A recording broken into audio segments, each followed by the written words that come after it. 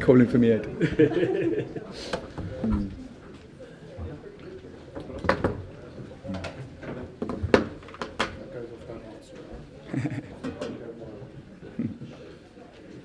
But it's still all smiles, so after that.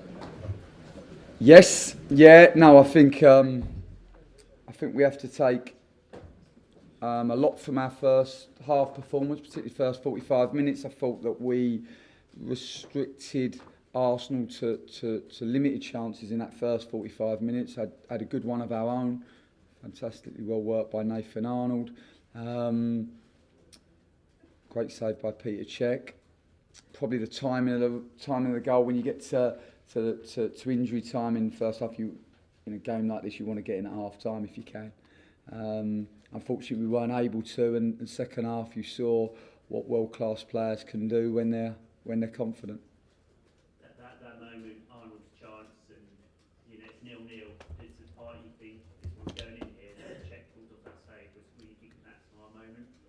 Well, I think coming into the game that you're going to have limited moments. So I think when they do come around, you want to try to take them. I thought Nathan did brilliantly for it. I thought he worked it fantastically. He could have snatched at it, but he showed the calmness just to step inside. The goal opened up, and I thought it was a good strike that goes in the National League. But no, great save. You look at Peter Cech, and my God, his distribution. I mean, we press high, and we tried to press high from restarts. That was the plan, to try to press high from restarts. We knew we couldn't press them the whole game because they're just so good in possession. But we did well to press them like we did early on from our restarts. But even when you do that, he just clips that one out to the left fullback, and it gets them out. And it was second half. It felt like he brought 15 players on second half. and also that big clock definitely stopped at some stage in the second half, because that was one hell of a long 45 minutes for us. But Did you fear for your side at some point in the second half? When the two from about the first minute. Yeah. You do, don't you? Listen, there's a reason why they earn more than, probably double, maybe treble more than we do in a year, in a week. So they their week salaries will be more than our annual salaries, and there's a reason for that. They're world-class players, and people criticise Arsene Wenger and have criticised him this week. But anyone who really knows football, you see the way those Arsenal players move, and their method, and their understanding of each other's space, and tactically how intelligent they are. That comes from good coaching. There's no doubt about that. And you haven't got to watch a coach to know that they're very good at what they do. You can see that in the identity of a team, and you can see that in the team's game plan and the way their players execute it. And it was I'm not going to say great to watch, because it was tough to watch, but it was a football education for sure. How much did your team talk change at half-time, Danny, after that goal from Walcott? Not really, not too much. We just spoke about the fact that we knew it was going to get tougher. We understood that, particularly after conceding, because we knew that would give them the confidence to be able to then go and move that ball that little bit quicker, take that little bit more of a risk, which maybe they couldn't do at 0-0 with the backdrop of what had happened to them earlier in the week. But no, we wanted to try to stay positive, and it was very hard. It's really hard when you're playing against world-class players that run quicker than you, that jump higher than you, that are technically more efficient than you. It's really hard to stay positive and stay aggressive in your style. And it was just at half-time, we just felt that our two centre forwards, who were working so hard and are so team orientated, were getting deeper and deeper, and we were finding it hard as a consequence when we did turn possession over to get out.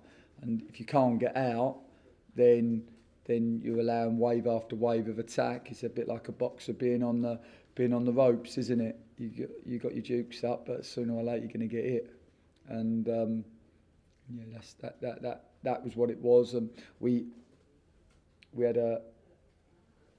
managed to get a tactical timeout that we called them, in the second half, and I felt that helped us at that stage, and we just tweaked what we were doing slightly because we needed to, because we were getting hurt, and just allowed our widies to then get back in and become a 6 almost when they had the ball, because they were up from half time onwards.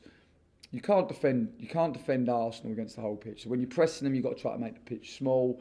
Once they beat your press, then you've got to try to get in a really tight mid-block with no gaps. We had to give up the sides because Arsenal want to play through you. So we knew we had to give up the sides at half-time. Credit to us and Wenger, they overloaded us in wide areas.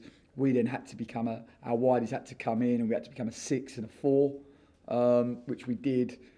We were 3-0 down by then though. So, but this is it, isn't it? And this is, for me, like I've just said to the players, we have to be inspired, of course, by playing at this wonderful football stadium against world-class players. But more than that, we've got to make sure that we take loads of learning from this. We've got to learn from this journey, not just today, throughout the journey. And if we can really, really learn and take something from what take something from playing against world-class players, then we'll be better footballers and we'll be better people as a result. You've had a lot of attention over the last few weeks of this cup run. That's now over. Is that a relief, or will you miss it? It'd be nice to see my kids, because I haven't spent too much time with them. The media attention is not why I started out in football at 3, 4, 5 years old. I started out in football because I love kicking a ball around and chasing after a ball. And it'd be nice to go back to chasing after a ball and kicking it. And it will be nice. I'll be glad to be fish and chip paper. Danny, I've just been on the concourse with your fans, and they're all smiling, they're still singing, they're still delighted about what you've done. What's been the atmosphere down here with you and your team, Danny? Well, can I just say this, because I did our supporters a massive disservice in the week, because I said that they were Premier League, but they were much better than that. Much better than that. Listen, you saw world-class players play today in the Arsenal team, but you also heard and witnessed world-class supporters, because that's how good they were. Because 9,000 of them outsung 51,000 Arsenal supporters today, and that is a fact. Brilliant they were. Ours. Well, we spoke together. I wanted to get them together after the pitch because I know what ours are like. They're winners and they don't like losing, and they're fighters. And I knew that there would be a part of them that would be hurting, and it was important for me just to make sure that they embraced the moment. And they put the disappointment of going out of the competition and losing a game of football, which we all feel because we're winners. But to put that to one side for a moment and make sure that they celebrate the journey. Listen, we'll never celebrate losing. We'll never be happy to lose. I don't care if I'm playing Arsenal or I'm playing Brazil. I'm never going to be happy I lose. But I do think, there's a reason why no non-league team in the last 100 years has got to the last 8 of the FA Cup. And I did feel on this one occasion, and it will be the first and probably the last time I ever celebrate after losing, but I did feel that this was the right time for our players to celebrate that moment with our supporters. And what did you say in that little huddle at full time when you drew everybody together? I just tried to give them some reality. I just tried to make sure that they realised what we'd achieved in the first 45 minutes. I said that the second half we found it hard. A few people have said to me that we were unlucky with a couple of deflections, and that wasn't luck second half, let me tell you now. There's no way we're hiding behind luck second half. That was world-class players at full throttle. And we did actually make some mistakes, but this is not a time to criticise. It was just a time for us just to reflect on what we've done, because the games have been coming so thick and fast that we haven't allowed ourselves a time to reflect. And I just felt, just on the final whistle, it was a good time to get us back together. Dan, And what have you learned most during this cup run? What have I learnt most? I actually think that this cup run has massively accelerated our progress as a group. Everyone tells me it's a distraction. Everyone tells me it's going to hamper our league form. But let me tell you, it has given us a massive it's really fast-tracked our performance on the pitch, our method.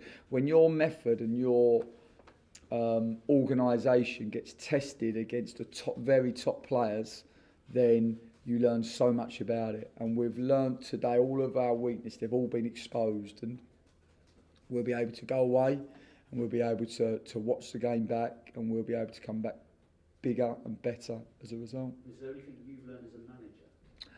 Oh, I think you learn loads when you're managing against Arsene Wenger and the likes of Sean Dyche. If you can't learn in that environment, then you must be stupid. So no, for us, there's so much that we've learned. You know, I've learned to try to manage my time. I've learned to try to manage the media. I've learned to try to keep the focus on what's important. I've learned to be really resilient, and I've learned to be really durable, because it's people think you're living a dream, but unless you've lived it, you don't quite know what it is, and it's been 24/7. That is for sure. So no, I've learned that. I've learned to set my teams up against the very, very top players, and yeah, there needs to be more reflection, definitely, but I promise you, I'll be better for this. That's the fact. There were some memorable moments today.